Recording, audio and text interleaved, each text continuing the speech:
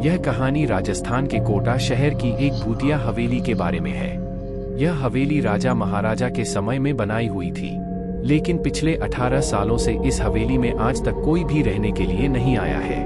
इच्छा होने पर भी इस हवेली में कोई भी नहीं रह पा रहा था, क्योंकि लोगों का कहना थी कि इस हवेली में भूत प्रेत का साया है।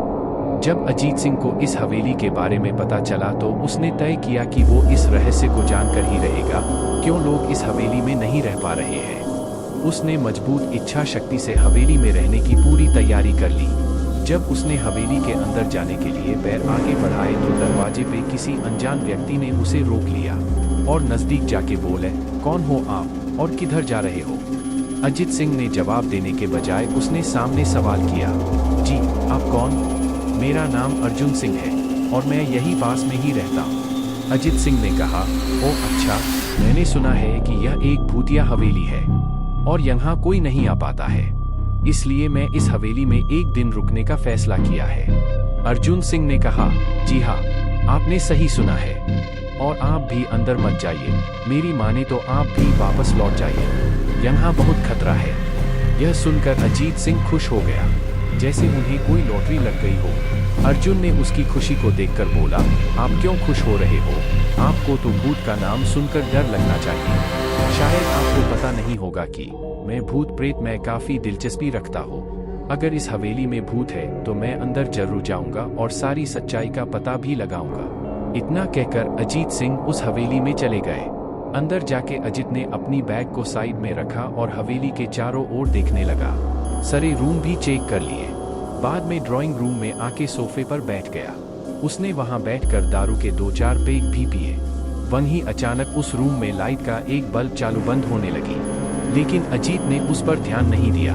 थोड़ी देर बाद दूसरा बल्ब चालू बंद होने लगा, फिर तो हवेली की सारी लाइट चालू बंद होने लगी। यह सब देखकर अजीत अपनी जगह पे खड़ा हो गया और संपूर्ण सावचेत हो गया।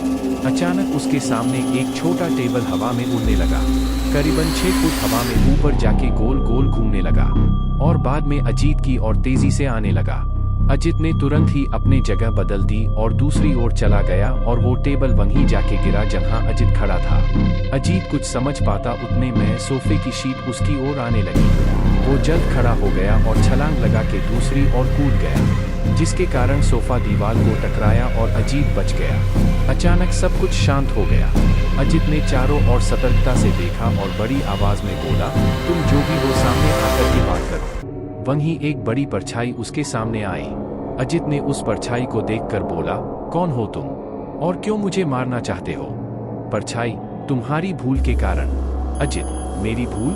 मैंने कौन सी भूल की? परछाई, इस हवेली में आने की भूल। मैं किसी को भी इस हवेली में खुश नहीं देख सकता। अजीत, लेकिन क्यों? वो परछाई ने जवाब दिया, आज से 18 साल पहले इस हवेली के मालिक ने मुझे यहीं पे ही मार डाला था। मेरी कोई गलती भी नहीं थी। इस कारण की वजह से मेरी आत्मा इस हवेली में भटकती रहती है। मैं किसी को भी इस हवेली में नहीं रहने दूंगा, क्योंकि इस हवेली में मेरा खून हुआ था। इस हवेली में जो भी रहने के लिए आएगा उसकी मौत होगी। अजीत ने कहा, मैं तुम्हें अपने असली रूप में देखना चाहता हूँ। तुम्हें मारने से पहले मैं तेरी यह इच्छा अवश्य पूरी करूंगा। और उस परछाई ने एक भयानक दरमियाना रूप ले लिया।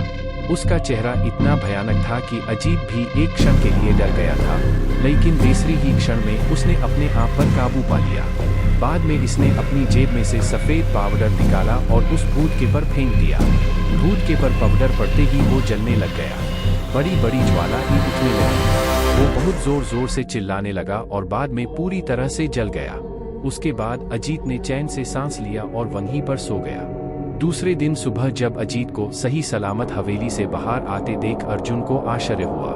अर्जुन ने अजीत से पूछा, तुम कैसे जिंदा हो? जब अजीत ने अर्जुन को कल रात को घटी घटना को पूरी तरह से बताया और बोला, अब यह हवेली भूतिया हवेली नहीं रही।